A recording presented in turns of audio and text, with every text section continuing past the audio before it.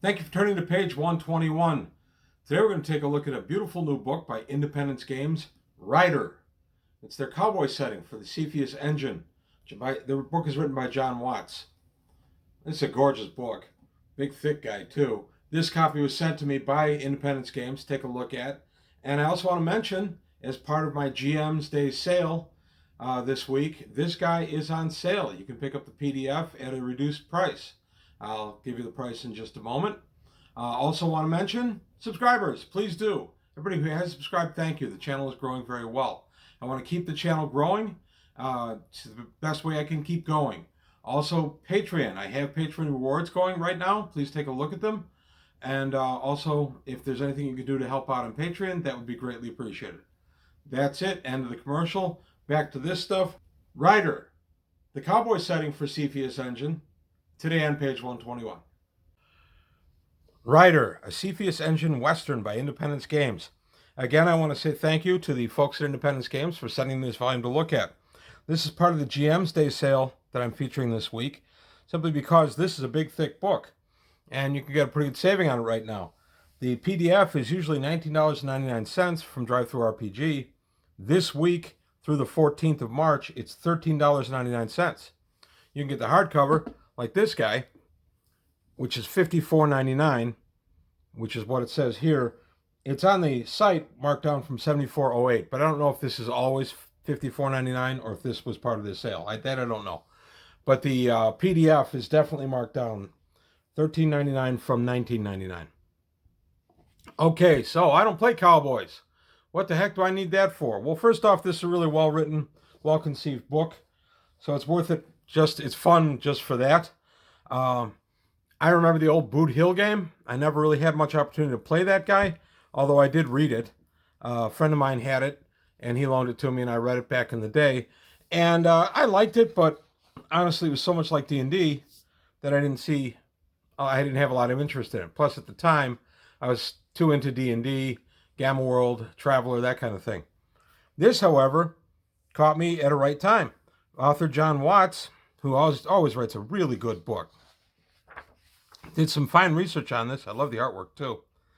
And if you're a fan of old Westerns like I am, then this book can definitely have a place in your bookshelf. I'm a big fan of Red River with John Wayne, probably my favorite cowboy movie of all time. But you also have other excellent ones, such as The Naked Spur with Jimmy Stewart or Winchester 73 with Jimmy Stewart. Right off the top of my head, there's 3 excellent Westerns to take a look at. Butch Cassidy and Sundance Kid leaps to mind. Those are all just straight Westerns. And I was going through this book and reading it, and I was thinking about that, and I was thinking, that could be kind of fun to play. And then I thought about other things that had Westerns in it, and I thought, this could actually lend itself to a lot of different settings. I thought about an excellent Svengoolie feature called Curse of the Undead. It's about a cowboy who may or may not be the fastest draw in the West. He doesn't care. He's really a vampire. He only does his shootouts at sundown, and if he fires second, it doesn't matter because the bullet doesn't hurt him because he's a vampire. That's a really fun movie from the late 50s. Very clever idea there. Also, I'm one of the few people on the planet that actually enjoyed the movie. Ready? Cowboys and Aliens. I liked it. I really did. I see why it didn't do real well, but I did enjoy it. I thought it had a great cast. That's from, I think, 2011. Harrison Ford, Daniel Craig, Olivia Wilde. It's just a fun, wahoo kind of movie.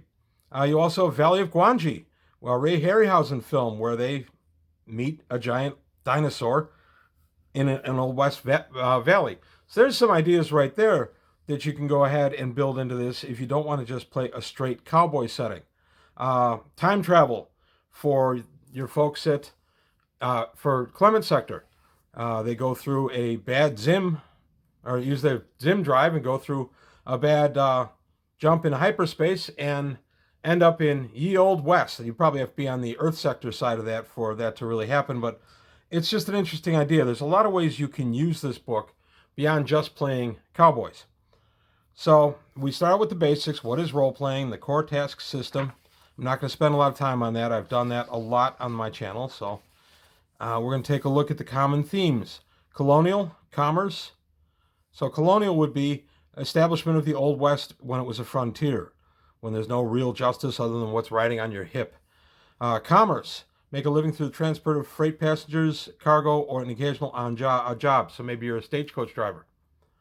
Drifter, High Plains Drifter comes to mind right away. Pale Rider, for that matter. Espionage, the Wild Wild West TV series. Don't bother with the movie. Comes to mind.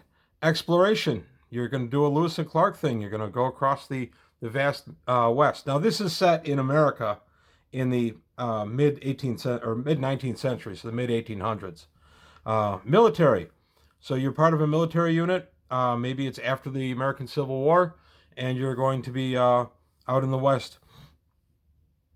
Political, you're just a political mover and shaker out in the West, and then part of a rebellion. Maybe the Civil War never ended for you. So just some common themes.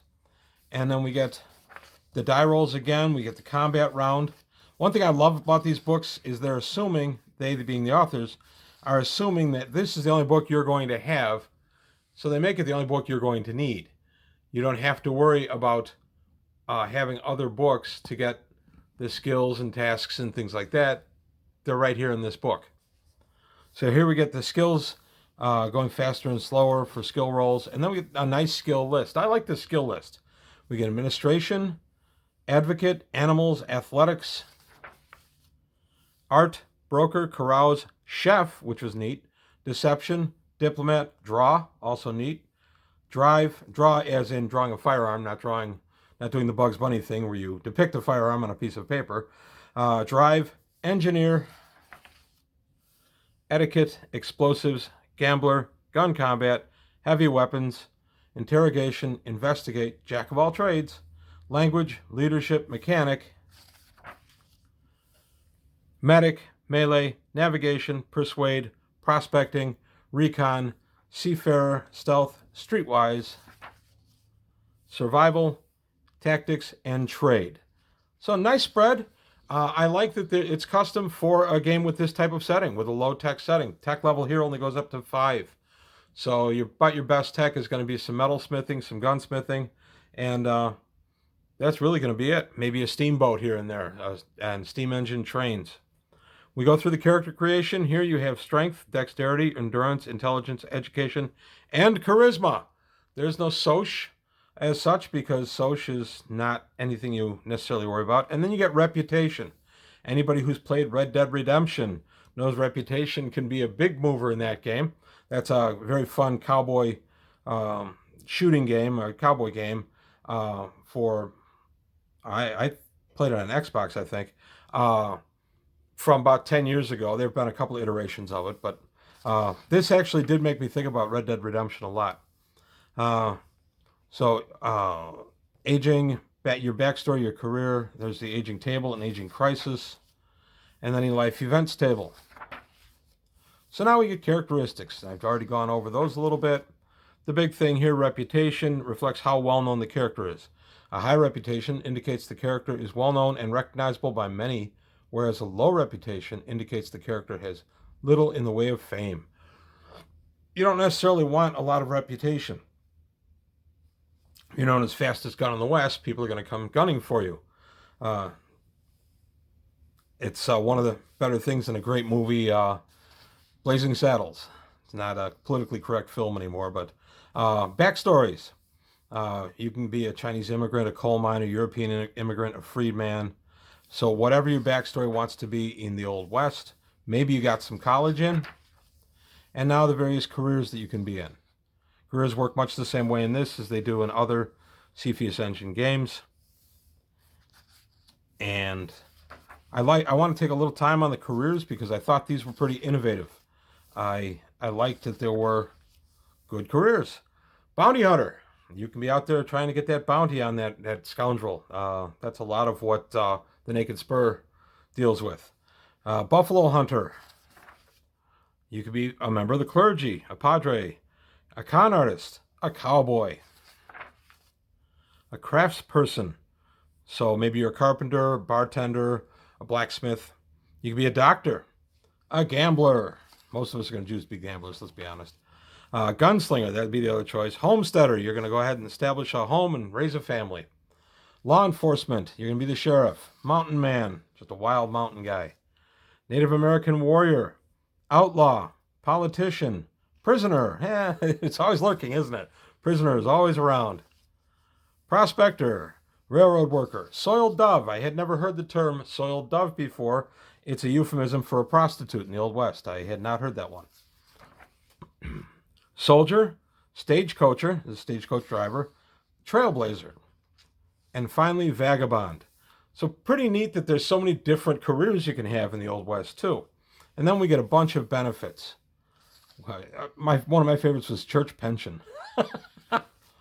And then all the classes spelled out here with their own events tables. Just a lot, and the artwork is really nice. Just a nice presentation on this book. I really enjoyed going through this. Their entire sections I read a couple of times, just mostly because I enjoyed it. We're going to keep going through the careers.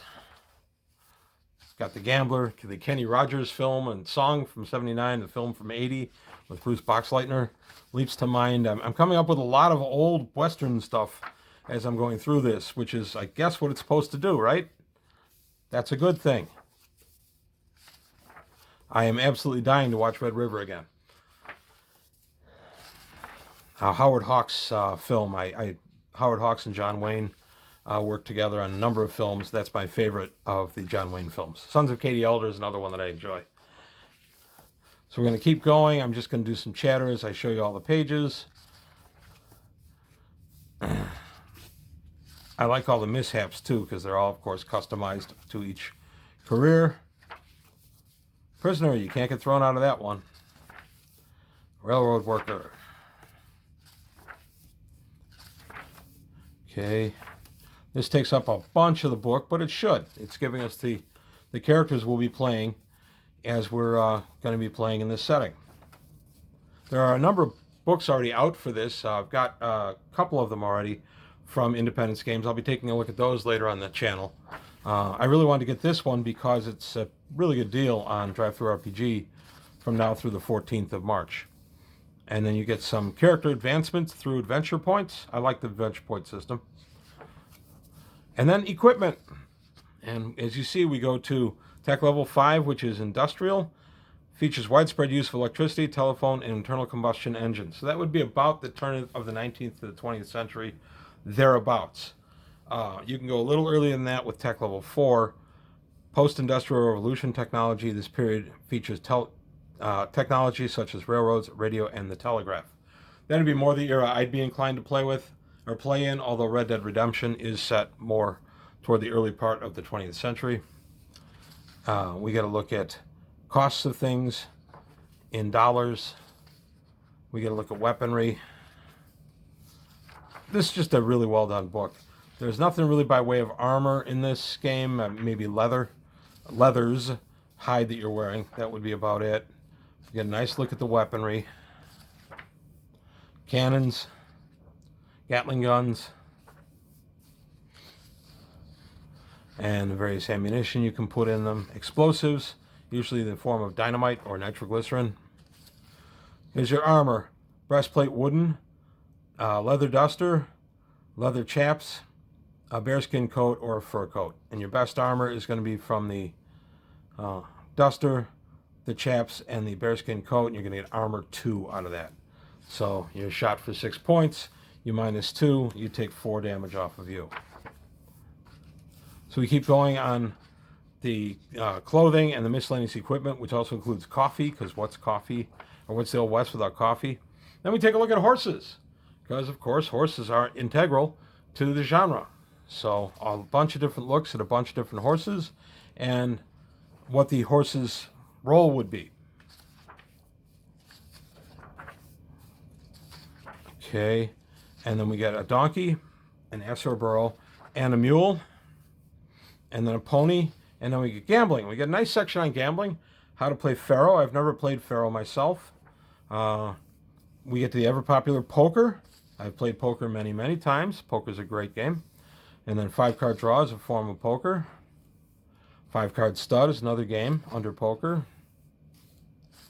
And good explanations of the games too. So if you're not a gambler, if you haven't played these games before, it's a good way to get introduced to it. And then we get what some of the hands are and how to cheat. Yes, if you have gambling, you can cheat. If you have other skills, you can cheat too. Drinking and drug use, because those are common themes in the Old West. And here we get a good look at reputation and what you get for having a good reputation or a bad reputation. Personal combat, you get into that fist fight. Just a lot of fun. Like I said, my first thought to this was, that's pretty cool. You know, playing a cowboy, I'm going to go ahead and have to trot this guy out. We're going to play it a little bit. And then I started thinking about all the other things I could do. I mean, there's nothing to stop you from rolling in an H.P. Lovecraft Cthulhu type thing where there's a town that's been taken over by something, maybe something found in the local mine.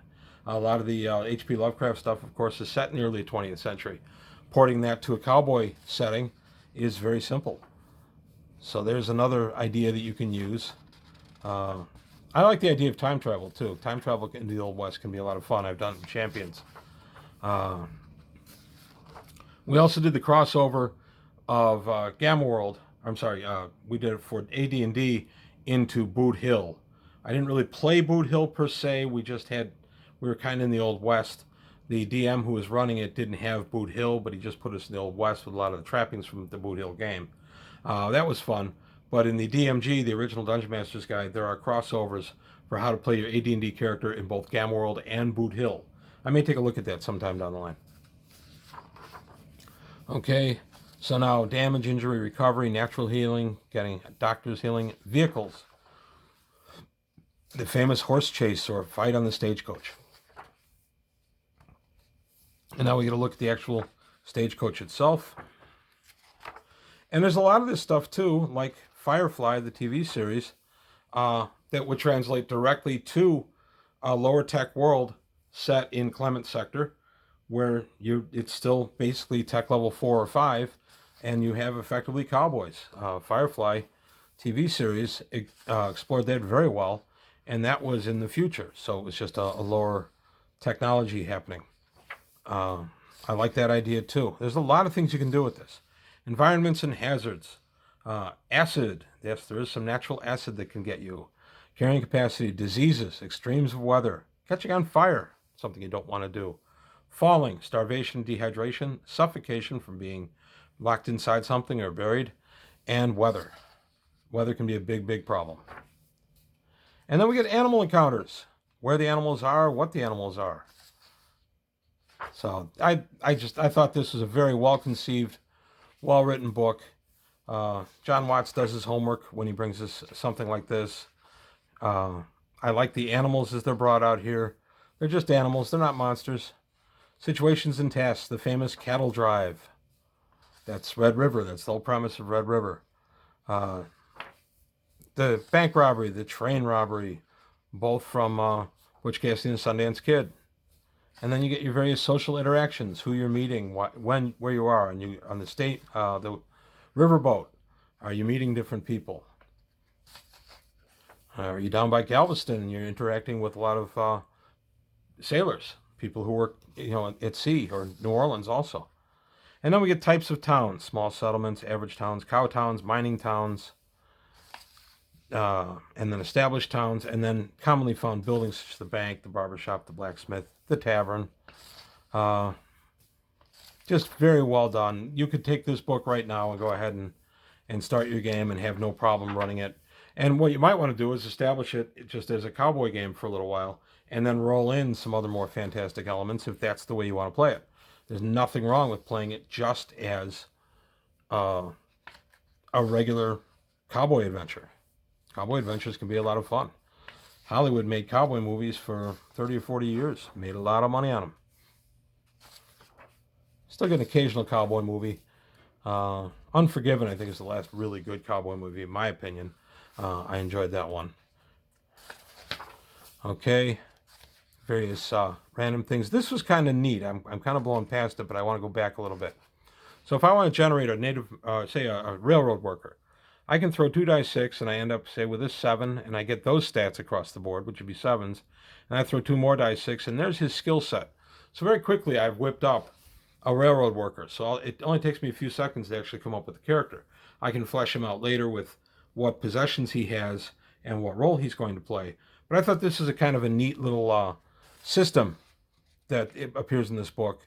There have been other variations of this in other various 2 die 6 games, but I thought this was pretty neat. It's very clean, and it's broken down by your skills. So even in a pinch, if somebody were to unexpectedly show up to the game you were going to start playing, you could actually whip up a character very quickly using these tables.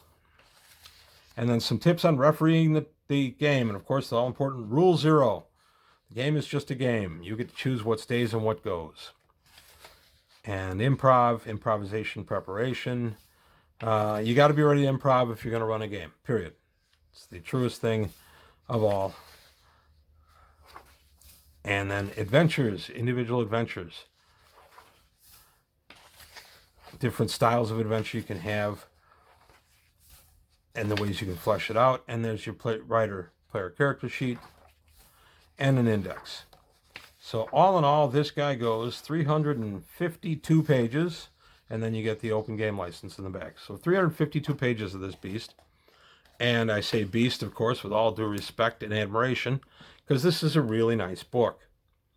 John Watts, I have yet to read anything written by him that has disappointed. I don't work for Independence Games. I've only communicated with John through private messaging here and there. And then, of course, he's sent me some of these books. But I promised John when I first started taking a look at his product that if I found something I didn't like, I would make it a point to actually talk about it on the channel, as not so much a criticism as a way to improve it. And honestly, I don't see any problems with this. I thought this book was very well conceived, very well put together. I like the setting a lot. I've thought of a lot of uses for the setting beyond the obvious. And I think this could be a really dynamic way to game. So that's all I've got to say about Rider from Independence Games, a Cepheus Engine Western. Today on page 121. If you have any comments, please leave them below. Like and subscribe would be great. And that's it. I'll see you next time on page 121.